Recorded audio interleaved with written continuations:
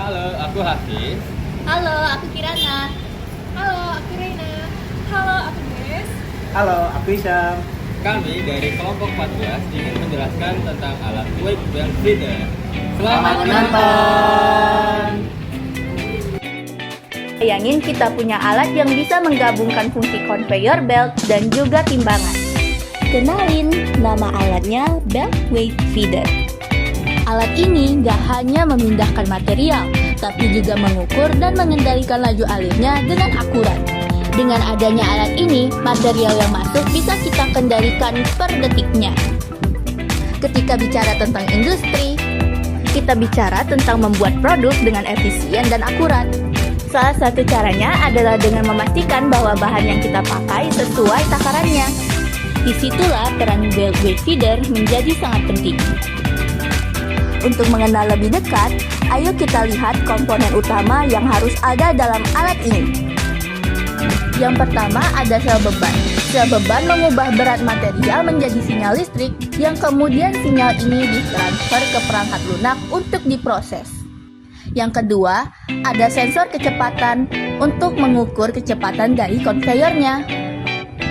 Yang ketiga, ada pengontrol.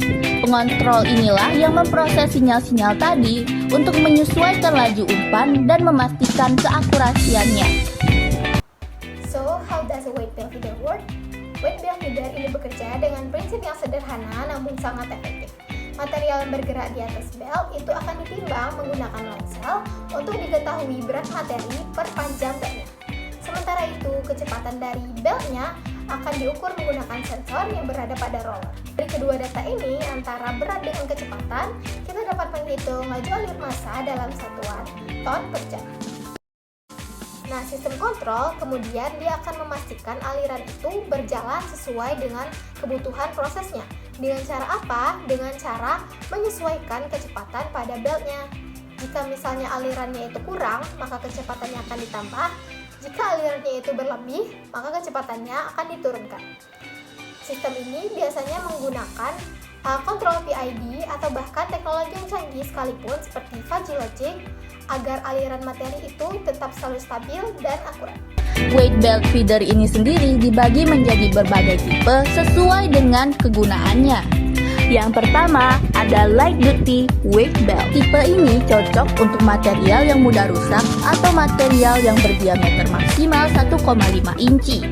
Yang kedua, ada heavy duty weight belt. Tipe ini digunakan untuk material yang lebih berat dan partikel yang lebih besar, bahkan hingga berdiameter 4 inci atau lebih. Yang ketiga, ada custom belt scales. Seperti namanya, ini adalah tipe custom.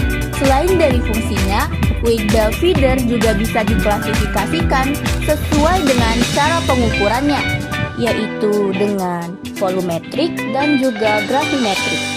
Selain itu, ada tipe lain yang umum ditemukan di industri sebagai berikut. Ini aku akan menjelaskan aplikasi dari weight belt feeder dan aplikasinya dalam dunia industri. Weight belt feeder itu memiliki konsep yang sama seperti kita menimbang di atas timbangan, tapi bedanya kita menggunakan treadmill. Nah, weight belt feeder itu berfungsi untuk menimbang material yang akan diproses dalam alat berikutnya secara presisi, yang mana material tersebut harus diukur secara akurat sehingga meningkatkan efisiensi dari industri, sehingga tidak ada material yang terbuang ataupun material sisa dari yang akan digunakan dalam proses industri berikutnya. Aplikasi weight belt feeder dalam industri itu biasanya digunakan dalam industri yang memiliki material berfasa solid ataupun padat. Contohnya industri semen, industri farmasi, industri bahan-bahan kimia, industri pertambangan, dan industri lainnya. Industri yang menggunakan weight belt feeder diantaranya itu ada semen dan bahan bangunan. Fungsinya untuk mengumpankan bahan mentah, gipsum, dan bahan curah lainnya. Kemudian ada pertambangan dan agregat. Weight belt feeder digunakan untuk mengatur laju biji, batu pecah, dan mineral secara sistematis dan terkontrol. Selain itu, ada juga bidang energi dan pembangkit listrik. Digunakan untuk mengumpan bahan bakar untuk batu bara, biomasa, dan bahan bakar alternatif menuju boiler.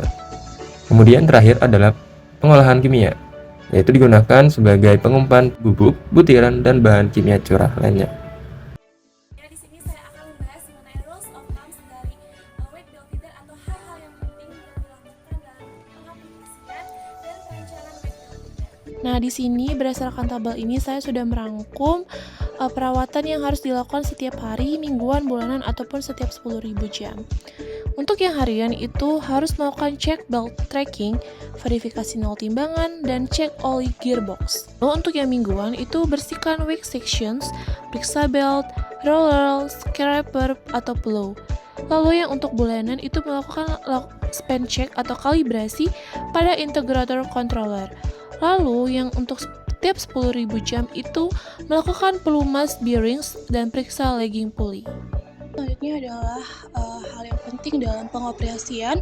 Yang pertama, belt feeder tidak bisa mengangkut material yang mengandung minyak karena dapat mengakibatkan belt melunak dan mengalami pengelupasan dan belt berakibat rusak karena bolong. Yang kedua adalah beban kepala pada weight belt feeder.